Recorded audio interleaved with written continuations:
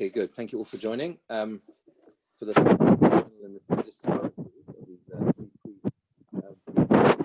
themed shirim. I thought we'd do something different. We're going to look at this the esrog, or particular piece about the esrog. I can get the iPad to stand up straight. Find something. Jeremy, you're going to have to save me with your. I don't use the Gemara. That was mine. That was mine. No, it's a bit too. You see, the tilt. Oh. We need a weighted tissue box. Okay. Sorry about these technical issues. We're getting there. We got something here. Be okay. We are good. Okay, good. Thank you very much. Right. Okay, so yeah, we're going to look at the issue with your the issue with the esrog, or specifically, how much do you have left? Do you have to have left of your esrog in order for it to be kosher? Yeah. So the Mishnah about the esrog, the Mishnah Lamed Daled Omid Beis. If you're following the more in Sukkah, Lamed Daled Omid Beis, very useful and important Sukkah to know. A Mishnah to know. Sorry, it's very. Although we're gonna focus specifically on choser, halacha choser more than anything else. This is always a very important Mishnah to go over before Sukkot, simply because it contains basically all the halachas, and it's the basis of all the halachas of the esrog. Says the Mishnah: esrog hagozel v'hayovesh posel. An esrog which is stolen or dried out is posel. Each of these, of course, is discussed in great detail in the detail in the Gemara, and there are crossovers between here and lulav, obviously, as well. Posel, the certain esrog is posel. Shalashera, from a tree that has been worshipped by Avodah Zarah, Shelanidachas, or a city that's been condemned because of Avodah Zarah, posel. In all these cases, it is posel. The esrog is posel. Shel orla posel, if it's made from orla, it's posel. Shel truma tamea, it's posel. If it's from truma tamea, it's posel. Shel truma tahora, if it's from truma tahora, so then the halacha is lo yitzo, you're not allowed to take it for the mitzvah, but I'm not all kosher. If you did do it, then it's kosher. Shel demai, if it's of doubtful, it's a doubtful status in terms of whether truma ma'aser should have been taken, then Beis Shammai posted and Beis Hillel machshirin. Beis Shammai say it's posel, Beis Hillel say it's kosher. You're not allowed to use it lechatchila ve'imotal kosher. If you did take it, it's kosher. Rashi says because it has a heter achila, because you can technically eat it in Yerushalayim. But he says it has to be yours. And outside Yerushalayim, you are not allowed to consume it, and therefore, because you're not allowed to consume it, it's not yours in terms of being able to use it for the mitzvah either. Right. They're not right. Also, chazozis al rubai. Now we deal with the disqualifications that apply to the esrog in terms of what it looks like, its appearance, and everything else. So also chazozis. Rashi says a chazozis is kamina vabuah stakos, like small dots. Familiar with the extensive everything about the dots on an esrog and the colors and everything else. This is where it begins. Not le pitmosai, if the pitum has been taken away, is missing. So nikla, and then you have the following psulim, which really begins to the ones the one particular we're going to focus on is choser. So nikla means the esrog has been peeled. The outer skin, the outer rind of the esrog has been peeled away. The Gemara, or really it's really the Rosh Hashanah, I think, as well, explain that effectively there are three parts. There are three parts to an esrog. There's the outer layer, which is really not really, it's a very, very, very thin. It's almost like the varnish on the outside of the esrog. And then you have the green or yellowish, whatever, layer underneath that. And then you have the white layer underneath that. Yeah. So the din of niklaf, this is very important, is specifically, Shulchan Aruch discusses this in Tov Reish Mem Ches Sif Vov, and the din of niklaf, of peeled, is specifically the klipo chitzoina. Yeah, it means that it doesn't go through to the white, basically. So peeling is where it doesn't go through to the white, because once you go through to the white underneath, you're already dealing and you're in the realm of choser. right? Which is what we're going to focus on, right? That's already considered to be the esrog is missing a piece. So that's niklaf. Nistak means the esrog is split. Yeah. So that's another halacha also discussed again in this in the same siman in Shulchan Aruch. Shulchan Aruch talks about how much it has to be split. He starts off by saying nistak kula mirosh l'sofa from top to bottom. Okay, that's the din of nistak, even if there's nothing missing from the esrog. Nikav v'choser kolshu. Now, if it's got a hole in and it's missing a piece, then posel. Then it's posel. Then the esrog is posel. Yeah. Right. Let's yeah. Okay. Let's we can finish off the mission just so please. Also, chazozis al niyotoi. For chazozis, it comes up on just a minority of the esrog. Or these are now from now onwards we're talking about a situation where the esrog is kosher. And not al uktzoi, the oketz, which is the stem, which is the part where it's attached to the tree, is detached, is removed. Nikav, if the esrog has a hole in v'loi choser kol shehu, and it's not missing anything kosher, in those cases the esrog is kosher. So obviously one of the key issues we're going to have to work out is what is the difference between these two cases in the Mishnah where nikav v'choser kolshu is posel. It seems to say it's got a hole in and it's missing something is posel, but nikav v'loi choser is kosher. Nikav it's not missing, it's got a hole, it's not missing something, it's kosher. So we have to clarify exactly what the scenario is and what we're talking about. Esrog hakushi, which is literally a black esrog, posel, it is posel. V'hayorek kakarti, if it's as green as a leek, it's very, very green. Then remeh machshir says it's kosher. The post service says it's posel. Shir esrog hakoton. So the what is the minimal size of an esrog? Egos. Remeh says the size of a nut. Remeh says kibetza, the size of an egg. And the maximum size of an esrog is that you should be able to hold. It seems to say shnaim biyod, two in his hand, but I think this is probably yeah. But it will be biyodoi achas in one hand. Div Rabbi Yehuda, Rabbi Yossi says afilu echod b'shtei yodov. Even if it's so large that you have to have one. You need both your hands to hold the esrog. You've seen pictures, obviously, who handle these massive esrog, and there are certain types of esrog that go very, very large. Okay. So that's the whole Mishnah, many of the halachas of the esrog. We're going to focus here on the halacha of choser. So if you look at Rashi, Rashi says, it is 1, 2, 3, 4, 5 lines from the bottom of the Amud in Rashi. Rashi says, Hochi garsinon. This is the correct text in the Mishnah. Niklaf, if it's peeled, nistak, it's split. Nikav, if it has a hole in the choser kol shehu, and it is missing something, posel, it's posel. Now Rashi says here, nikav v'choser kol shehu chada milsa. A hole in and missing a piece is one item, right? It's one case. It's the same case. Di'ilu nikav v'loi choser, if it's got a hole in and it's not missing anything, shetochav boi machat v'hotzia. For example, you stuck a needle into the esrog and you took it out and you just compressed the flesh of the esrog, which can happen. Kosher. The esrog is kosher. Kediktani sefer, because that's how you read the end of the Mishnah. That is what the Mishnah says at the end. The Mishnah says nikav in the reverse case. Nikav, if it's got a hole in v'loi choser kolshu, but it's not missing anything, then it is kosher. Then it is kosher. Yeah. So that is how Rashi explains the Mishnah.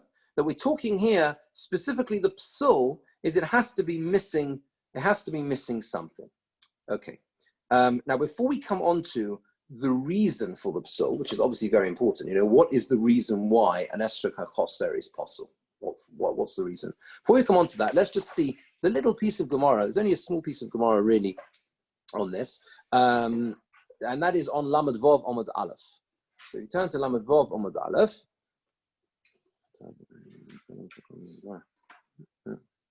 Lamed Vov Amud Aleph, the Gemara quotes the Mishnah, Nistak and Nikav, right? Nistak and Nikav. Tony Ulabar, so the Gemara brings Brisa from Ulabar Chinana taught the following Brisa. Tony Ulabar Chinana. Nikav nekev mefulish. You got that? Yeah. Top of Lamed Vov Amud Aleph. Nikav nekev mefulish b'mashu if it's got a hole which goes all the way through, then it's possible if it's a mashahu, if it's the tiniest amount, right? Tiniest, even the tiniest amount. If you manage to do something to damage your esrog to such an extent, you stick a needle that goes all the way through the esrog, that's what nekev mefulish is, the whole way through, then it's mamashu. It doesn't matter how large or small the hole is, it's possible. But she'eino mefulish, if it's not mefulish, it doesn't go all the way through, then the size of the hole, which disqualifies, is only if it is b'ke'isar, the size of an isar. Now, as a matter of interest, what is an isar? So an isar is a coin. Isar italki is the size of a coin. Last December, I was in, just before the Daf Yomi Museum, someone told me when I was in Borough Park, someone said I had to visit the Living Torah Museum. Has anyone been to the Living Torah Museum in Borough Park? So when you can next travel to America, it is an absolutely incredible museum. It's in Borough Park. You've got to know where it is, you've got to find it. And it's basically run by someone who has put in a huge amount of effort into researching Tanakh and Chazal in terms of the anything that's mentioned in Tanakh and Chazal, looking for historical artifacts that help us explain it better and whatever. One of the things that he's done remarkably is he's managed to amass a collection of coins, of ancient coins, that basically are the original coins upon which, that are mentioned all over Shas and Chazal. And he took the coins to Rav Elyashiv and he tells this whole story. He took them to Rav Elyashiv and Rav Elyashiv, so basically paskin something like 15 different halachas from the coins when he saw them, And I mentioned I bought a book there where he goes through the coins. I don't know if you'll be able to see it, but certainly those on the screen will be able to if I hold it up. But it's worth understanding what we're talking about. These things, let me just find the right, where was it? What is the size of an Issa Talki, the Italian Issa? Let's find it.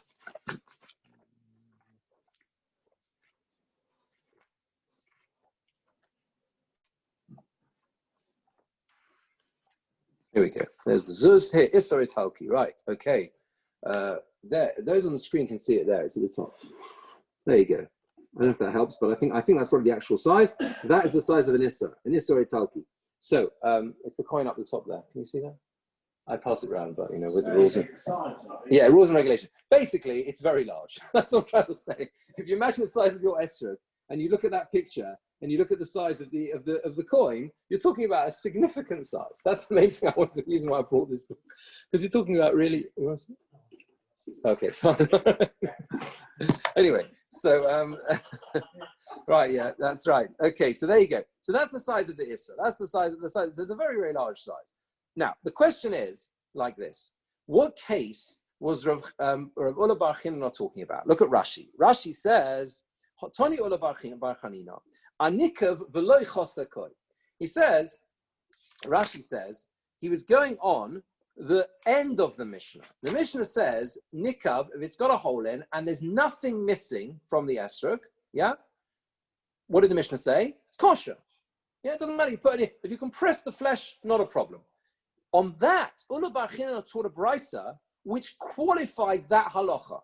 So again, we're talking about where there's nothing missing at all from the esrog, and we're just talking about where the esrog has been compressed. All right? Where the Tana of the Mishnah is kosher. And this Tana is then coming to say, if it's mafulush all the way through, it's possible, b'nekev kol shehu, with a tiny hole, afilu shel machat, even a hole that's as small as a needle, if it goes all the way through, it's possible. The nekev she'eino mafulush, and a hole which does not go all the way, doesn't go all the way through, b'ki'issa, with the size of an issa. Imrochav ki'issa, if that size is as wide as that coin I showed you the picture of, then it is possible. The afal pi she'eino sheloi chosa klum, even though there's nothing missing. Says, how can you have such a case? So you might have like a peg, a thick, big peg that you dig into your esrog. Don't tell us why you would do this. You dig that into the esrog and it compresses the flesh of the esrog, and that would be possible.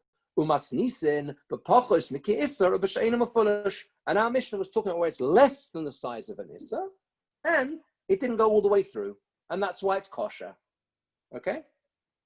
Now, what comes out of that, if you learn the way Rashi does, that Ola bar Chanina is talking about where there's nothing missing from the esrog. What happens if there's something missing? Yeah, then it's possible in every case, right? The whole qualification about this size of a coin, right? The size of an isar, or going all the way through, that's only when it's not missing anything. I know what you're thinking. How on earth can you have a needle that goes all the way through your esrog and it doesn't lose anything? When it doesn't go all the way through, you can understand it compresses. I'm not entirely sure, but presumably we must be assuming that the scenario is that the flesh of the esrog is compressed into the fruit on either side. But I agree that it is technically a little difficult to understand how it cannot miss anything at all if it goes all the way through. But as they say, azoy is, right? That's the case. That's the case that we're discussing, right? That's the case. What was that? Maybe it's noticeable.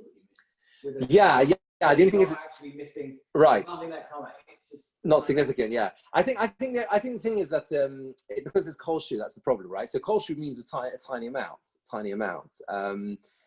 That's the difficulty. I think you could have such a situation where, like you say, there's nothing that comes out, and because there's nothing that comes out, so it's no chos or anything. It's not missing anything. Where did it go? Maybe it was in whatever it was. It went in yeah, exactly. Squeeze it up and down. There was nothing that came out. You put the needle through, and nothing came out. Just your needle came out. Right? I mean, maybe some juice, but that might not be considered chos. We're talking about the flesh. Anyway, that's how it is, right? So that's how. Pardon? You could do both sides. Yes, that's interesting. And then it go all the way through. How do it go all the way through? Anyway, that's how Rashi understands Ola bar Chanino. Now, there's another Gemara which we okay. Actually, I'm just thinking whether no, we're going to come back to the second one in a minute. First, I want to tell you the other way of understanding Ola bar Chanino because it's very cryptic. And the interesting thing about Choser. In the context of like what we're trying to do in these shurim is, again, you're talking about a tiny Gemara, really, really one line on the whole concept of, there is another piece about chos that comes out, I think we'll do the other Gemara in a minute, but this particular line, it causes a lot of complications because, that's how Rashi learns the sugya, and that's how others also learn it. I think Rosh learns like that, and others also learn it like that. But it comes out according to them because they learn that it's going on the sefer of the Mishnah. It's going on Nika V'lo Choser. So that means that any time the esrog is missing something, there's nothing to talk about. Your esrog is going to be possible, right? But not everyone agrees with that. So the Rambam, we're talking day one. We'll come back to that in a minute. That's going to depend.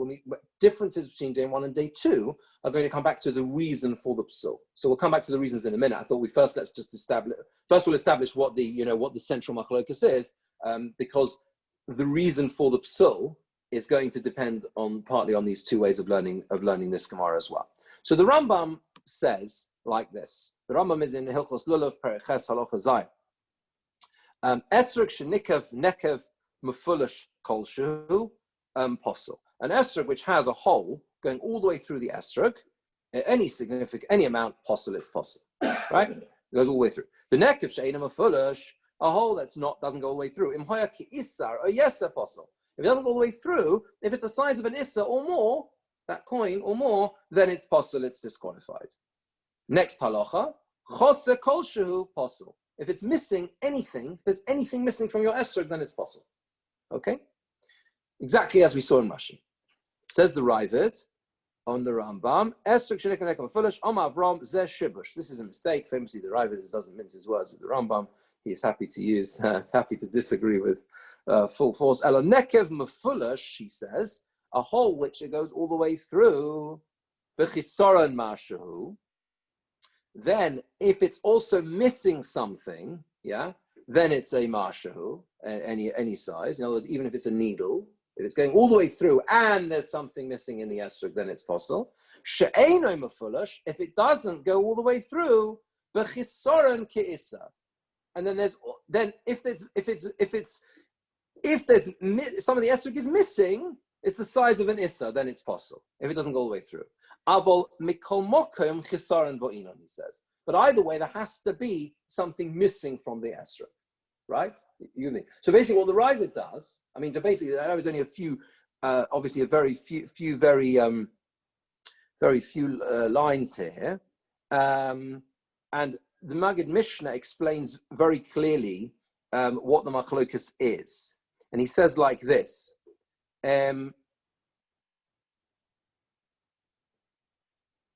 Yeah, I don't necessarily go through the whole thing here, but what he says, he quotes the Ravid. For whom a farish, says the Maggid Mishnah, he learns that the first case in the Mishnah is talking about one case, nikev nekev, the chosa kol shehu. There's a hole in the esrog, and it's also missing something. De'ikatati l'reis apostle. Only when both are there, right? In other words, it's got a hole in and it's missing something. That's when it's possible. The sefer gam kein chada, and the end of the Mishnah is also one case. When the end of the Mishnah says nikav v'chosa kolshu apostle, and sorry, the end of the Mishnah says nikav v'loy chosa kolshu is kosher. So nikav ve'ena chosa is kosher. If it's got a hole in and it's not missing anything, right, then it is kosher. V'kula b'nekev mefulashu. But the whole Mishnah is only where the hole goes all the way through. That is the scenario, according to the Ravid, that the Mishnah is talking about. V'lo dibra Mishnah seinu b'nekev she'ena mefulash klal. And the Mishnah wasn't talking about a nekev she'ena mefulash at all. The Mishnah wasn't talking about a hole which didn't go all the way, which doesn't go all the way through. It wasn't discussing that case at all. The Ola Bar Chinana Bier and Ola Bar Chinana explained the nekev she'ena mefulash, a hole which doesn't go all the way through, right? Doesn't go all the way through. It's just goes into a little part of the esrog. The chisaron ki isar, which is missing, and it's missing something the size of an isar. That's like a hole which goes all the way through if it's missing any amount. He says, so effectively, the leniency, the kula of the Ravid, the way the Ravid understands the Gemara, is that Rav Ula Bar Chinana is not going on the case of, on the end of the Mishnah, right? Nikav v'loy choser, it's kosher, not discussing when it's got a hole in. I'm not talking about that at all. Tiny hole is possible. That's how Rashi learned, right? I'm only talking about where it is, this hole without missing anything. He understands it's going on the Reisha, the first part of the Mishnah. When does the first part of the Mishnah say, that if it's got a hole in and it's missing something, it's possible? On that says, Ola Bar Chanina, that is only, that he qualifies that. And he says, if it's got a hole in that goes all the way through, then even if it's missing a tiny amount, right? It's possible. But if it doesn't have a hole, if it doesn't go all the way through, then it's only going to be possible if it's the size of an isar. So it comes out, according to the Ravid, that it's much more lenient, much more lenient, because he says Ola Bar Chinana is coming to be more makel even on the case of choser, even if it's got a chesaron, even if there's something missing from the esrog. Okay. Is that clear? Then you apply the two. He says they're missing from the esrog, and you apply the two cases of a hole going all the way through, or not. Right? That's how. Those are the two ways of learning this Mishnah and this Gemara. Now, just 1 second.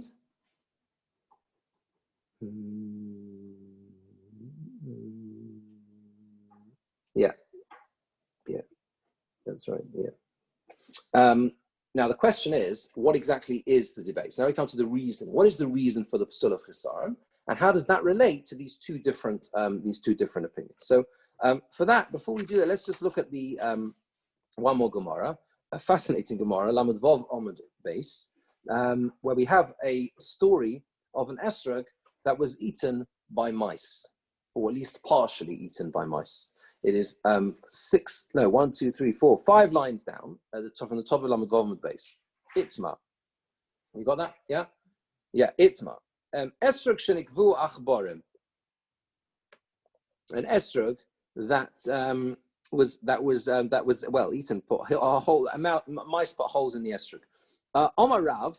So Rav says, Ein zeh hodar. This is not hodar. that's not considered to be hodor. If it's got estrog, if you got your mice eating parts of your estrog, that's not considered hodor. We know one of the things you need, the estrog has to be it says creates hodor, has to be beautiful, but that's not hodor, doesn't qualify.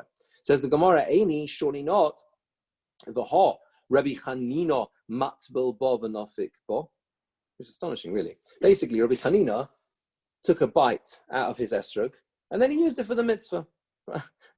In case you think that's not the right translation, look at Rashi. Rabbi Chanina matbil bo oichel niktzosei. He ate a little bit of his estrog, the nafik, and he used it for the mitzvah. Look at Rashi. It's the last wide line at the top. The nafik, the yotzi yadei chovosei, and he was yotzi his chiyuv benosa with the rest of the estrog, no problem. And mavarich alav, and he made the bracha as well. And he said, actually, matbil literally means to dip. That's because shekol ma'acholam alidei tibel hoya, because that's how they always used to eat. They used to dip their foods in something else. Etc. Okay, so there you are. So basically, you have this incredible story with Chanina actually taking a bite out of his estrog and then using it for the mitzvah. So the Gemara says, okay, so the kasha is on Rav. What was that? So what's wrong with the mice? Yeah, what's wrong with the mice? Exactly. Rav says it's not hodor. We have one of the greatest things the Gemara can ever do is bring a story called Ma'aser Rav. You have a story of one of the Amoraim actually did something. It's even stronger than you can say they paskin a certain halacha. They say the halacha is a certain way. What do you mean? He was happy to eat it and then eat part of it and use it. The Gemara says the problem is, okay, let's leave Rav to the side for a minute. What is Rabbi Chanina going to do with our Mishnah? Right? The Mishnah says, Rashi says, Diktani chose kol shu posel. What does the Mishnah say? The Mishnah says, if anything is missing from the esrog, right? The esrog is possible.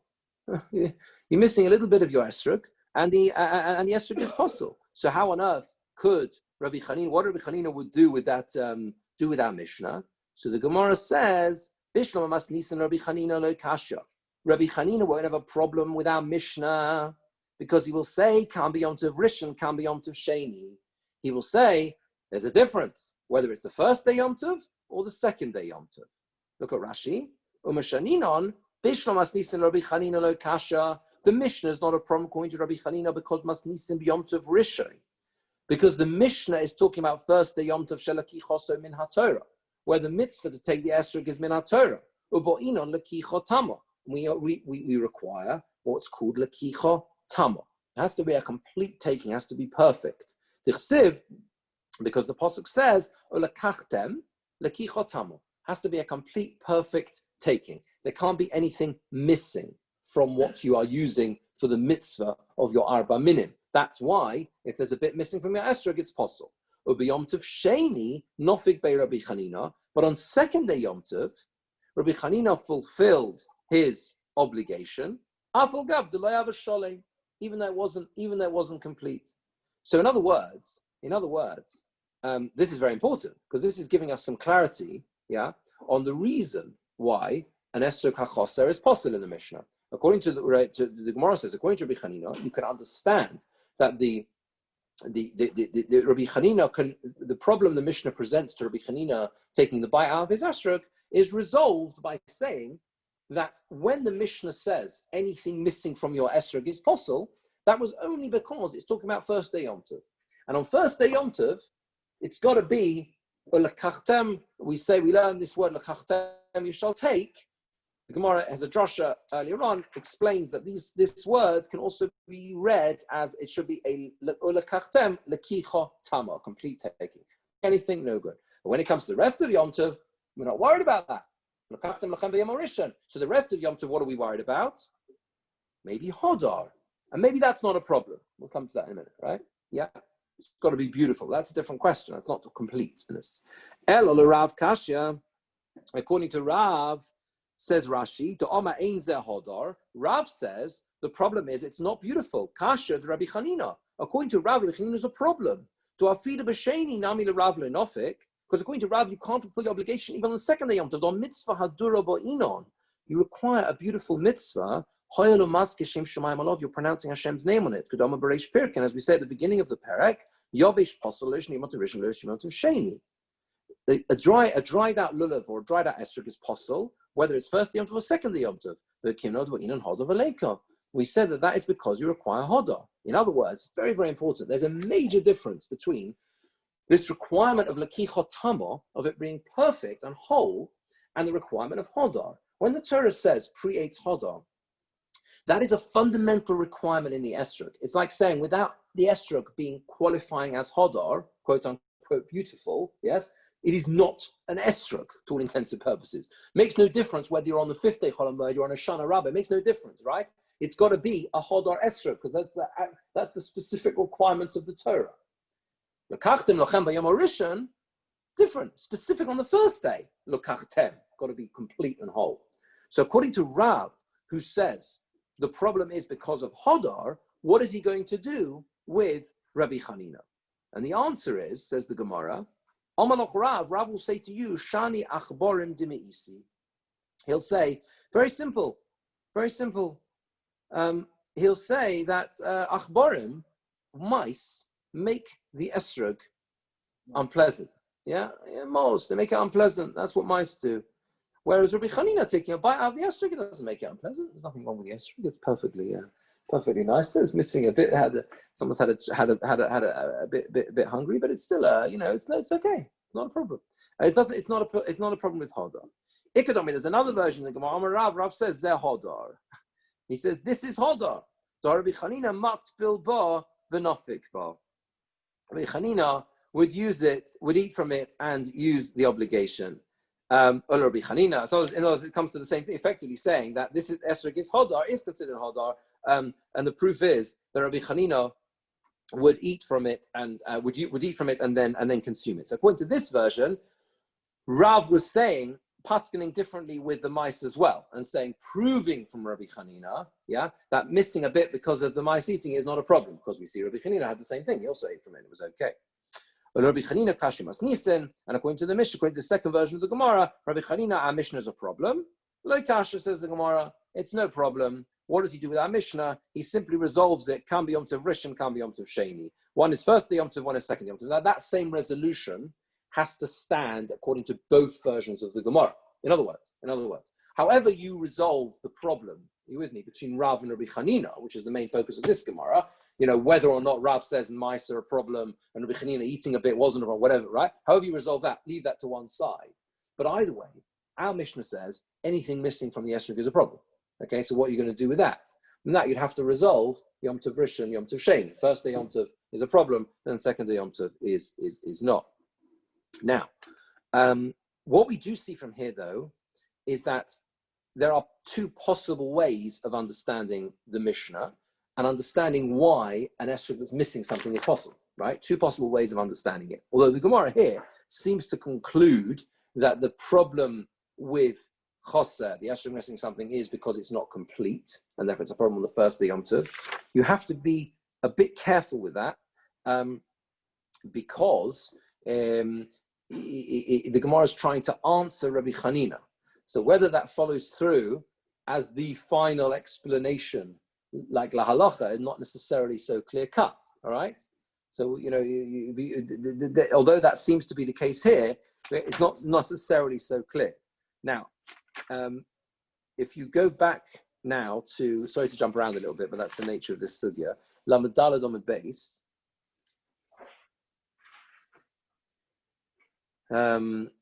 Just have a quick look. We're just going to see just a few lines of Tosfos. Tosfos is Dibra Maschel Shetahei.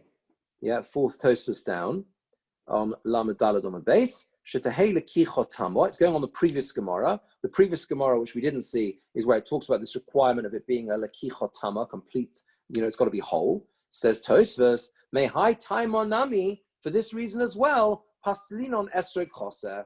That's why we disqualify an esrog that's missing something, because it's not a complete taking of the esrog. You're not taking it whole. And the second day Yom Tov, we're not worried about that. Even though you still need all four species on the rest of Yom Tov. You need all four minim on the rest of on the whole days of Yom Tov. It's quite an important point that you might say stating the obvious. You often find people spend a huge amount of time, obviously on the lulav and the esrog, and maybe even sometimes spend a bit of time on the hadassim. You got to remember that if one of your aravos is broken, little twig is snapped, the whole thing doesn't count. It doesn't matter what day of Yom Tov that happens on. Although it's quite, technically, it's not, you could argue, to make your Aravas posted is not necessarily so easy. I mean, there's a whole how many leaves have to be left and everything else, but it's important to bear in mind that you need all four. Sometimes we have to state the obvious as well. So, what was that? Requiring all four. Missing out, you can't get a metro, you can't use a Right. Exactly. You need all four. Yeah, exactly. Ma'akiv and Hadadi, they're all ma'akiv on itself. It's one mitzvah. Exactly. So, so there you have Tosfos learning like that. But the way the Achronim explain, there's a Chai Odom here. The Chai Odom, one second, let me just find this. And then we'll go to the Shulchan Aruch once we're armed with this final little piece of this. All piece missing. Yes, pun intended. Now where are we?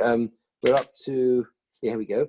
Okay, so there's the Chai Odom in Nishmas Odom. So the Chai Odom, there's two parts to it. There's the there's Nishmas. There's the Chai Odom and the Nishmas Odom, and he says. It's in Klal Kufnan Aleph, Ois Aleph. He says like this. The Tam, he's got one line in the Chai Odom itself. The Tam de Nikav Posel, the reason why Nikav is Posel, a hole in it is Posel, Yesh Omrim Mishum She'eno Lekicha Tamo. Some say it's because it's not considered to be a complete taking, like we saw. The Yesh Omrim Mishum She'eno Hodar. And some say it's because it's not hodar, it's not beautiful. And on the notes here in Nishmas Odom, he basically says that according to the first opinion that we saw, which is Rashi, yeah, and Rashi said that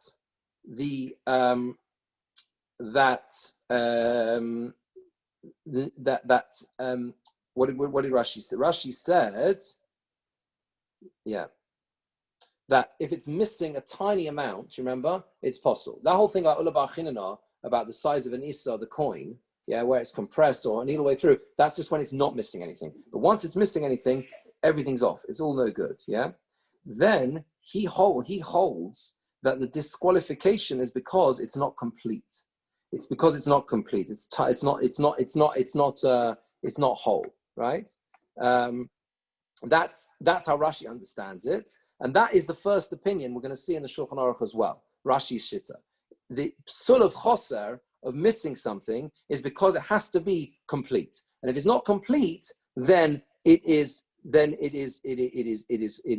possible. And therefore you miss a tiny thing from your esrog, yeah, even the tiniest amount, doesn't matter, your esrog is no good, yeah, because it's not complete, it's not whole. But according to the second opinion,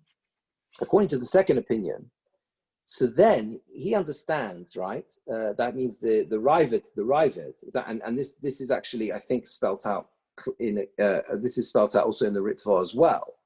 He says that even if the esrog is missing something, that's what we saw, right? Unless it goes the whole way through, yeah, it's only possible the size of an Issa. Okay, now that can't be that he holds the reason why it's possible is because it's not complete, because then even the tiniest amount would make it not complete. So the reason why it's possible, the reason must be because it's not hodor. You with me? Yeah, because it's not hodor. Yeah, does that make sense? Tell me if it doesn't. Yeah, and then presumably that would then be relevant for the whole of Sukkot. That was what that's what we're going to have to. Yeah, we'd have to work that out. Yeah, in other words, but this is if we break this down to the sort of very basic components. Yeah, if you hold that an esrog which is missing anything is no good, right? That must be because you want your esrog to be whole and complete. Whereas if you say, I don't mind if it's missing a bit. Yeah, my only problem is if I've got a hole going all the way through, or, you know, if it doesn't go all the way through, I'm looking at the size of a coin, you know, like a huge chunk missing, right? So that's like Rabbi Chanina taking a bite out of his esrog. His bite was presumably less than the size of an Issa, yeah, if you followed that brisa of Ula Bar Chilana, right? So then, that's nothing to do with being whole. The esrog would be not whole, right? If I took if I just nicked a little bit of it. So it must be to do with the fact that it's just not hodar, it's not beautiful. Okay, so this is how the two opinions work. This is how they play out. Is everyone with me? It's a bit, yeah. How come just I don't know who it is.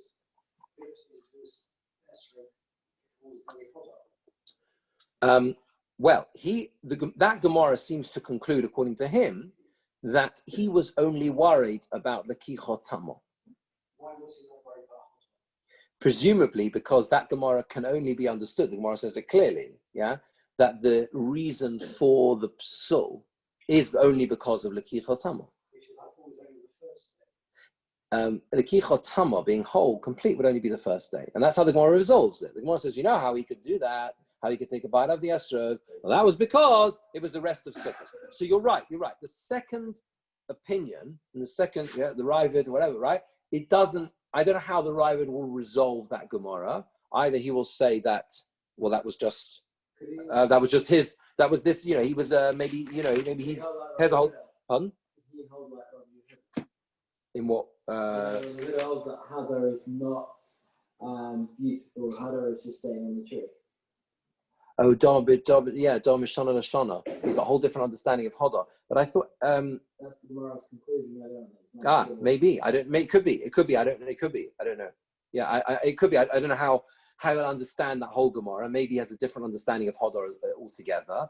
Or we could simply say that it's an Okimpta, right? Very, very important in the Gemara to always be careful between the difference between an Okimpta and I'll explain what that is in a minute. An Okimpta and like the Maskan of the Gemara. An Okimpta is when the Gemara has a problem. So we have a contradiction, we have a kasha, and we need to resolve the question. So therefore, we will come up with a solution to resolve the question. The Gemara has a problem. What will Rabbi Chanina do with the Mishnah? The answer is, this is Yom Tov Rishon, this is Yom Tov Sheni. Now, Rashi explains that whole Gemara, right, based on what he actually understands the Mishnah is talking about. The Mishnah is talking about the concern of the Mishnah is Lekicha Tama, has to be complete, and that's only on first day Yom Tov. And Rabbi Chanina was talking about second day Yom Tov. That's how Rashi understands that whole. That's how Rashi understands, explains the whole Gemara.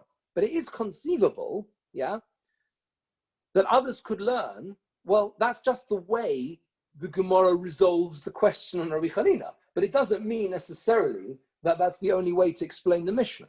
Yeah, so it could be the Mishnah could be explained in other ways as well. But either way, what I want to do is I want to get to the Shulchan Aruch here. So let's look at and see how this is in halacha. Tov Reish Mem Ches Sif Beis. Tov Reish Mem Ches Sif Beis. Yeah, I'll give you a chance to find that. Yeah.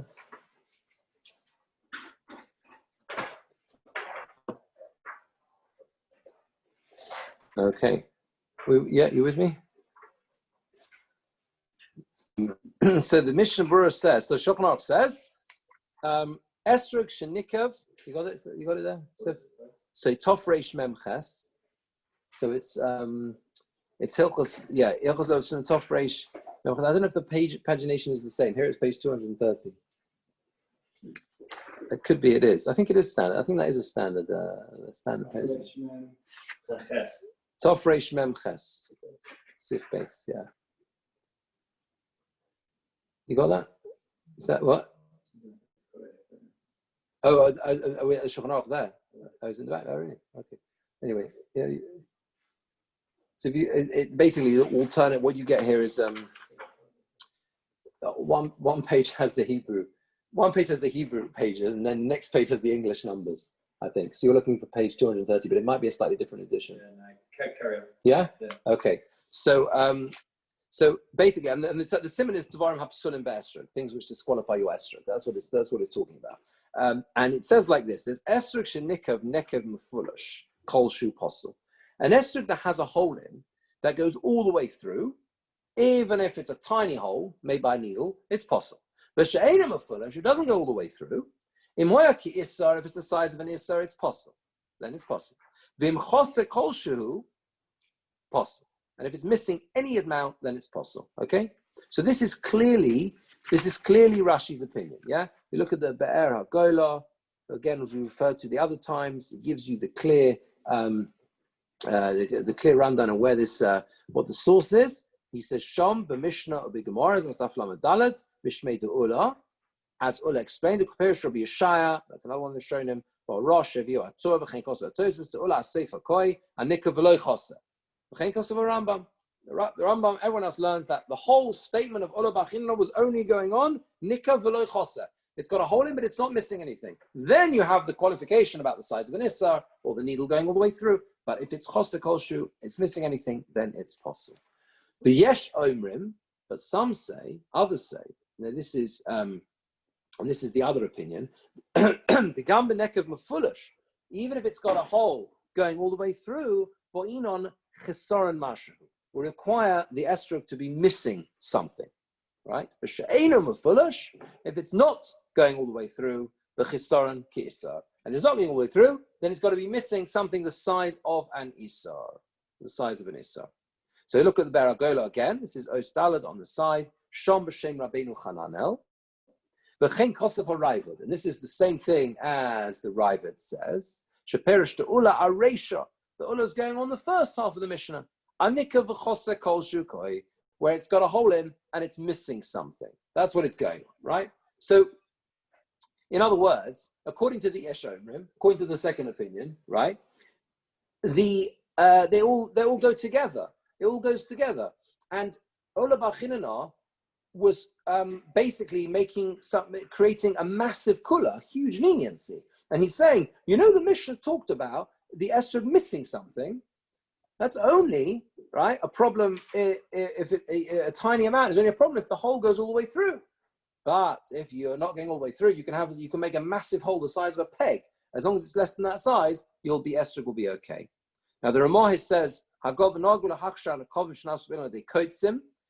are minig is to allow the machshir holes to make through thorns. This is a separate discussion. We don't have even if there's something missing. This is the way it grows. This is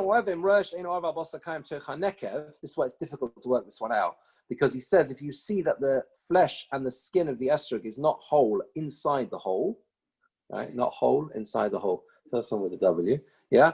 Postal is for Harishona. It's postal according to the first opinion.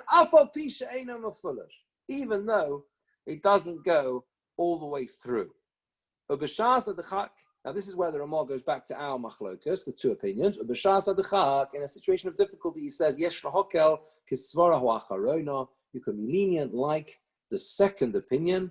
Lahachshir chesaron she'eno ke'isar, to be machshir, a part missing from the esrog, as long as it's not the size of an isar, the einu nekev mafulish, and it doesn't go all the way through. It doesn't go all the way through. It's das asma. That's the Ramah's own psak. Now, let's see the Mishnah Berurah. Yeah, that's what we're going to talk about. I think Mishnah will talk about that. Yeah, that's right. He says even to make a bracha as well. Now, if you look at the Mishnah Berurah, which is Sivkot and Vov, he says Kol Shehu. If it's the tiniest amount, then it's possible. Afilu ein achos min esrog klal. Even if there's nothing missing from the esrog, as we explained, there's about a needle going through. So there's nothing missing from the esrog. Even if it hasn't got nothing, even if there's nothing missing, you talk about Yossi Rochel, you put a wide peg in it. Okay, then he says the size doesn't have to be round like an issa. If you add it up together and you get to the size of an issa, that's when it's possible. If it's missing any amount, says the Mishnah Berurah, this means to say, if it's missing, even if it's the tiniest hole, do kol shehu, a tiny amount, gam kain posel, it's also posel. Yeah. So this is the interesting question. It comes back to Aaron, your question about, we talked a little bit earlier about what's called nothing. What's called nothing. So he brings in the notes in the notes in the Dirshu edition. He says, even if the hole, it can only be seen through careful inspection.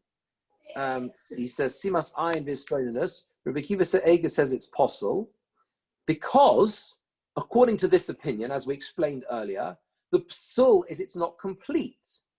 So therefore, even if it's missing a tiny, tiny amount, right? Even if you can only tell through looking very, very carefully, right? It is choser because it's not lekichatam, it's not complete. But Reb Chaim Kanievsky says, when you can't see anything, even looking very carefully, yeah, then it's okay. He says you don't need to use a magnifying glass because, as we see we see this many, many times, something which you can't see yourself with your own eyes, the Torah doesn't forbid, because otherwise, he says, you would never be able to breathe the air, because in the air are many different microbes and microorganisms which we are swallowing all the time. Yet we are not transgressing multiple prohibitions of creepy crawlies. And the reason is because then they're irrelevant, right? You can't see them, they're irrelevant. Now you'll ask me, so why do we see all these rabbis with their magnifying glasses? What was that? Is that the Shaila? Could I ask a Shaila? Eddie? Yeah. Could I ask a Shaila? If you had an esrog, I think you've frozen. Yeah, you can. Yes. Thank you. If the pin was still in the esrog, would that not make it possible? That's an interesting question. I don't know if the pin was still in the esrog. Maybe not. Maybe it's better if it's in the esrog, because then there's nothing missing from the esrog. Meaning, if the pin is still my question really was, if it was possible when the needle was in, then surely it couldn't be machshir when you took it out again.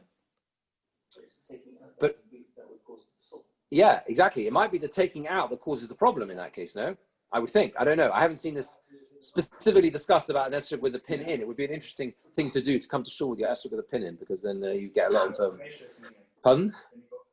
Yeah, 5 million.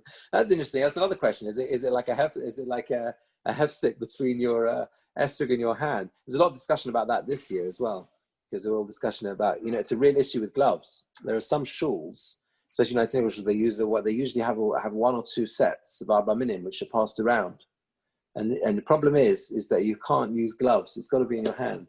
You have to wash your hand in between. Anyway, that's all in the new guidance the government published. You can take a look online, discusses all these things. So as far as I'm concerned, anyway, thank you, Eli, for that point. That's interesting. Yeah, it might be better if you don't take it out. But either way, Chaim says a very important point here, in the sense that yes, Rabbi Kiva Eger says even the tiniest matters of psul, but that's only where it is actually visible and you can actually notice it. So I was going to say, so why do you see that rabbis go around with their magnifying glass? Because very simply, there are often situations with an esrog where you can see it, and then you need to look with the magnifying glass to work out if there's something missing or not, right? But let's just finish off the Mishnah Berurah. He says, top of the page, Yom Tov Sheni, he says you can make a bracha. This is very relevant this year.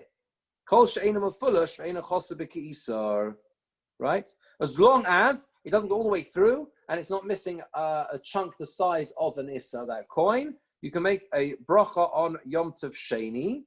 And the Sharat Tzion says, even though we generally say that those things which puzzle on first day Yom Tov, you take on the second day Yom Tov without a bracha, here, where anyway there are opinions that say it's kosher even on the first day Yom Tov, we can be completely lenient on second day Yom Tov. That doesn't mean that you shouldn't try even on second day Yom Tov to try and do it properly and get an esrog which does not missing at all. But either way, that's what he says. Yeah. Now, the next Mishnah Berurah says, "V'yesh omer v'chol," on the second opinion, "Svirlu detarti l'reis saboinon." And by the way, that idea of the distinction between Yom Tov Rishon and Yom Tov Sheni will fit very well with the explanation we gave, yeah? Wouldn't it, right? Because if you say the problem is, the first opinion holds, the problem is the kichot tamah being complete. But that's only a problem on the first day Yom Tov. So on the second day Yom Tov, if it's missing something from your esrog, Pitum is a different story. Who asked about Pitum? Yeah, Pitum. Yeah, Pitum is a different story. Yeah, what exactly? Even if Pitum is missing Yom Tov Sheni, also kosher, exactly, depending on how much is whatever. And there's even the first thing how much is missing. That's a different sort of piece about it. We're talking about like where chunk missing from, obviously from the side or whatever, right? But leaving aside the Pitum, if you say the second opinion holds that the problem is not to do with the completeness of the esrog, it's to do with hodor. It's not beautiful. It's not right. And that we said that's the second opinion, and that's what we're concerned about the other days of Sukkot. And for that, even if a bit is missing, it won't be a problem. And the next Mishnah explains the second opinion holds you need both items, mefurash v'chisaron, goes all the way through, and there's something missing. The below chisaron kosher b'chol gavni. Without something missing, it's kosher in any event. Ela b'yesh chisaron yesh chiluk. If there's something missing from the esrog, that's where there's a distinction. If it goes all the way through, it's possibly even a tiny amount. If it doesn't go all the way through, only when it's missing on the size of an issa. And he says, now he gives his psak. We are stringent like the first opinion, zulas b'shas hadchak, except for a difficult situation, as the Ramah says afterwards. We'll skip out the last few Mishnah Berurahs. He discusses other things here about if there's a suffix, whether the flesh is whole or not. This is about with the thorn issue. Yeah, and there's a whole discussion also about the hole going all the way through to where it goes through to the seeds inside, etc. So that's another issue. Maybe that's considered mefulish as well. But on the very last one on this sif, he says, there are more paskand that b'shas adachak you can rely on the latter opinion to say it's kosher, ulavori cholov, and even to make a brach on. But this year, of course, we don't have a Yom Tov Rishon. We only have a Yom Tov Sheni. So the conclusion would seem to be, anyway, specific shilas always ask, but the conclusion would seem to be that if you come to shul on the second day Yom Tov on the Sunday and you see someone who's a bit peckish, take a bite out of their esrog and then make a brach on it. So as long as it's only a very small bite, then don't faint. The problem is he hasn't made kiddush. That's the problem. What if you see someone who takes out his pet mouse? Yeah, his pet mouse. That might be more of a problem. Yeah, I'm not advocating going and taking bites out of your esrog, but either way, hopefully that's a nice insight into how a sugya plays out in halacha and the various psulim of the esrog. Even though hopefully this particular psul won't affect you, I hope. But you never know. Thank you. Okay, thank you all for joining. Thank you.